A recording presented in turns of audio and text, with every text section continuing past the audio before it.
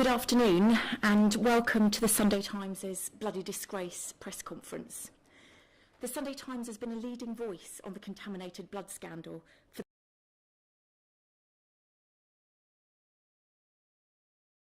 the past 4 decades. Our ICO, and for me personally, I've been involved in it for more than 20 years. In fact, as a young rookie reporter when I was 21 years old, it was the first story I ever wrote. I had a telephone call from a chap called Mick Mason, who told me an impossibly tragic story about how he had been infected with hepatitis C, HIV, and had even received the devastating news he could have been infected with variant CJD. Mick is here with us today and has lived to tell the tale, unlike so many other people. Today is the culmination of decades of work from leading campaigners and politicians, some of whom are with us today. It's been thanks to a powerful coalition of people that we got the public inquiry in the first place, and that we have seen Sir Brian Langstaff's verdict today, which is a vindication for so much of the work that these brave campaigners have done. His conclusion that this was not an accident should send reverberations through Whitehall. So it's without further ado that I would like to introduce you to some of these campaigners who have joined our Bloody Disgrace campaign, which had the backing of more than 280 politicians.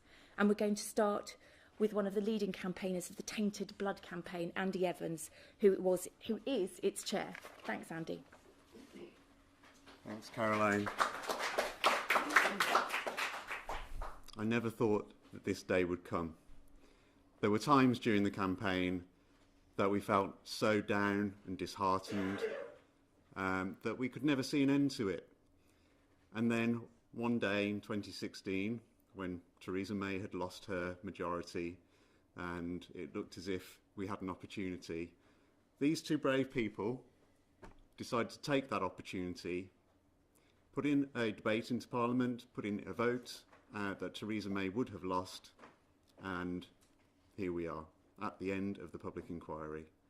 I just want to pay tribute to a few people who've helped along the way to get to where we are now. The first is my friend Gareth Lewis.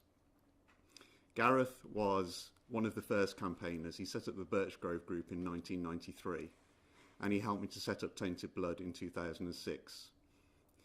He and his brother Hayden both died in 2010. They should be here to see this inquiry. They should be here to hear the conclusions of Sir Brian Langstaff. There are so many people like Gareth and Hayden that ought to be here but aren't. And part of the reason of that is because of the 40 years that we've been campaigning. It should have been nowhere near that long. If they had done the right thing when it first became apparent that a public inquiry was needed in 1986, so many more people would have achieved the justice that they so deserve. But here we are now, today, and I have to say that this final report of Sir Brian Langstaff is everything that we have been saying over the past 40 years. But it's now been written by a High Court judge in response to a public inquiry. It's an amazing day, as I said, and we're just absolutely overwhelmed and delighted that we're finally on the way to achieving justice. Thank you.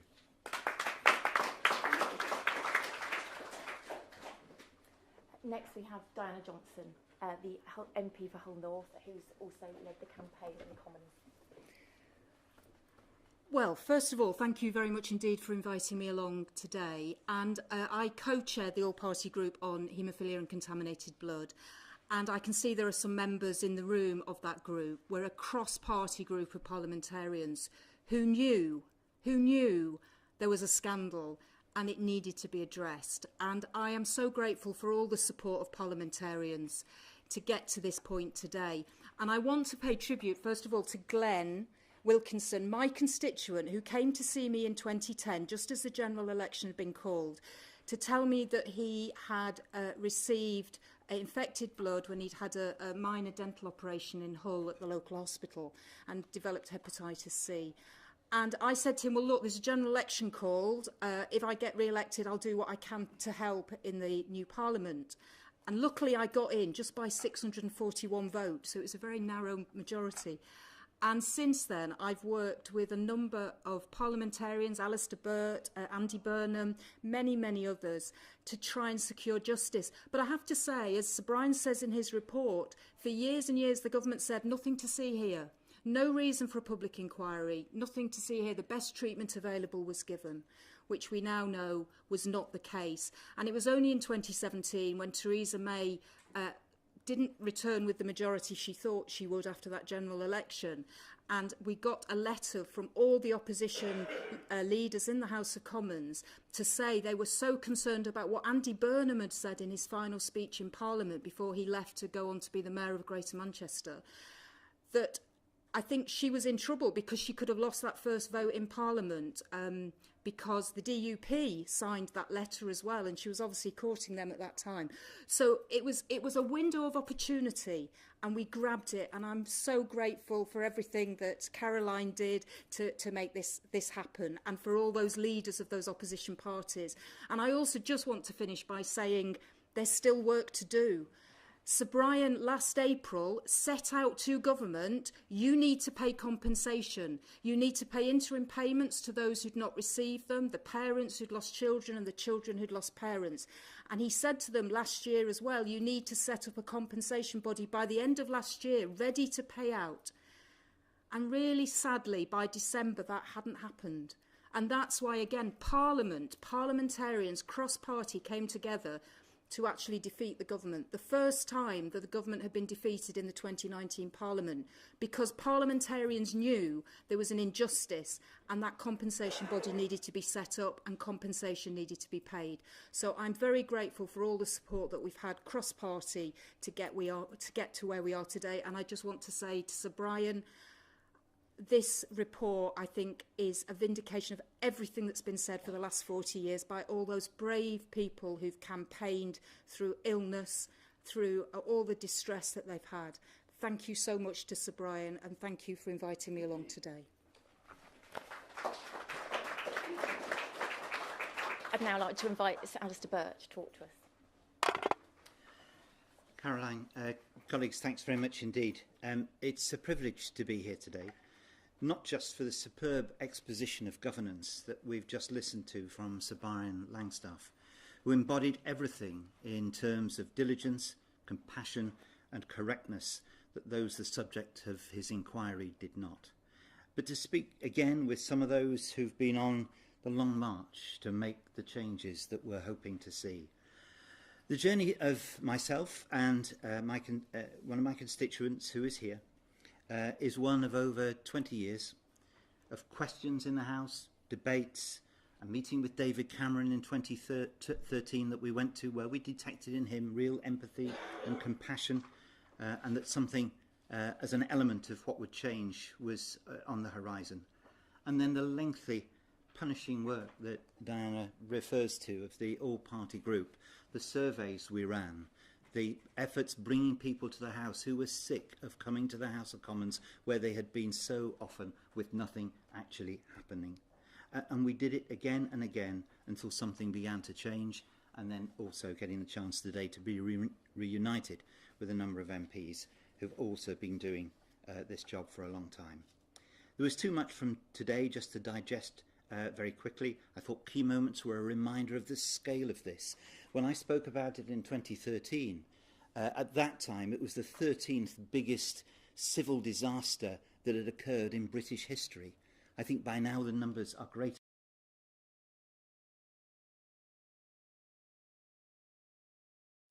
And it will be an even greater peacetime. And finally, someone was able to say that the loss of papers was deliberate destruction to evade the truth. I want to conclude just as I did so many years ago, and as we should, with the words of those who are really the subject of today. A friend who was told as a child that he had HIV and Hep C and a life expectancy of 4 years if he was lucky said, "I find each and every day is like being on death row for a crime I didn't commit. I long for the day that I can wake up in the morning and not have to fight the government for the right to have a better life." Imagine what it's like to believe for years that what we've been given was an accident. The medical staff constantly told us it was an unavoidable accident, only for us to learn the truth for ourselves. Where did my human rights go as a 12-year-old? And why do I still not have any? When you're stripped of your pride, your dignity, your finances, your job, career, your future, what do you have left? Your spirit in your fight, that's what. Which is why we'll be sitting there on Thursday, and we'll keep coming back until justice is done or the last one of us dies. And I concluded, as MPs, we've been privileged to be given the deepest, most personal details of these people and their loved ones. Some of us have been given family medical records, people's deepest, darkest secrets and their hopes and fears. We've been privileged to have that. The words devastation and struggle appear far too often in the stories we deal with. We're not talking about a tiny handful of people, but about thousands who still feel wronged. As members on both front benches prepare for an election, let us ensure that this Parliament as a whole remains committed to providing, finally, the best closure for those who trust us to do so. Thanks, Caroline, very much. Can I now invite Lord Owen to speak? Lord Owen was Health Minister between 1974 and 1975. Well, thank you for asking me.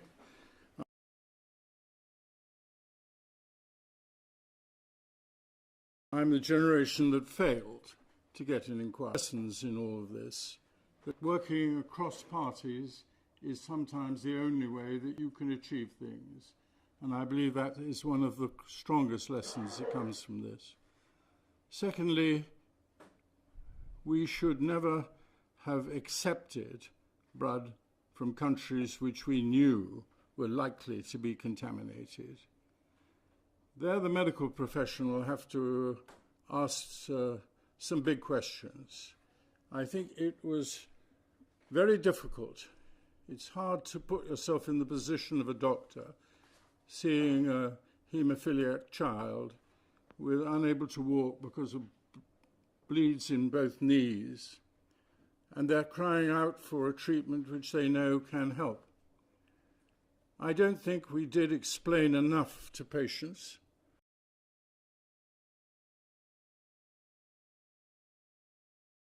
What was the problems of this illness? I think the medical profession must ask themselves a lot of questions on all of these issues.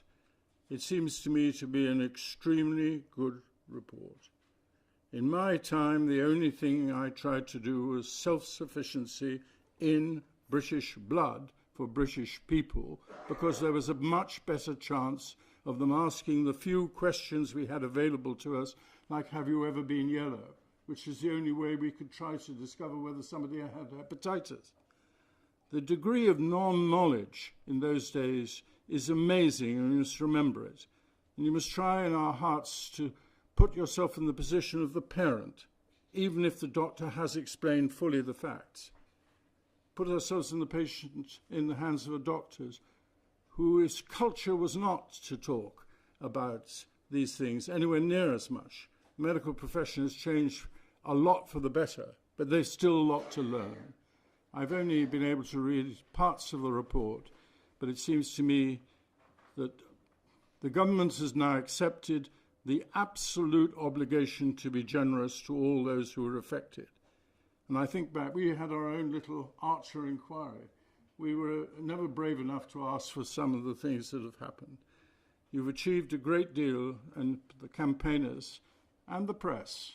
The press has been on the side of this campaign in a way which they were not so keen in times past.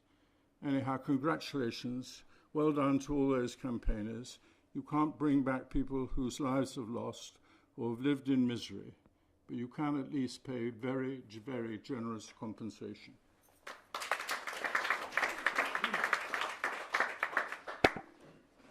And I now invite Andy Burnham. Thanks, Caroline. Good afternoon, everybody. There are obviously many people gathered here in London today, but others across the country who will now be struggling to process what has been said today and understand why their own country left them in the wilderness for decades.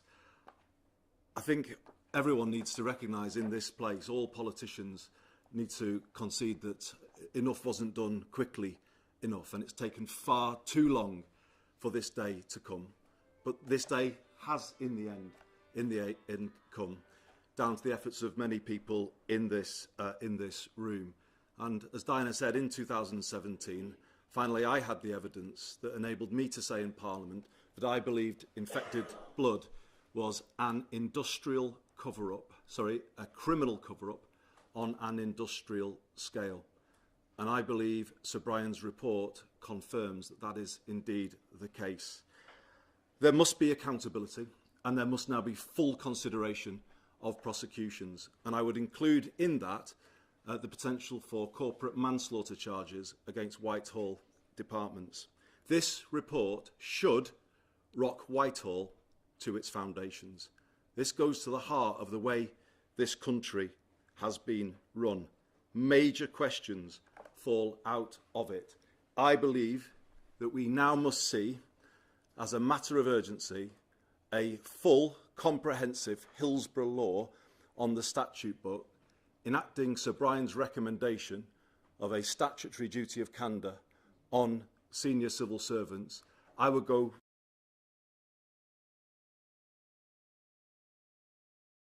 further and say all public servants. They should be tell the truth at the first time of asking. I think huge questions fall out of this for His Majesty's Treasury. The report is quite clear that it was the fear of financial exposure which led to this culture in Whitehall of never admitting any liability, no language that would suggest it. And in my view, that is what's created this situation, that iron grip that was put onto this issue, completely and utterly wrong. And there must be accountability for that. But there have to be questions asked of Parliament too. How has this injustice stood for this long? I said in the Commons after the second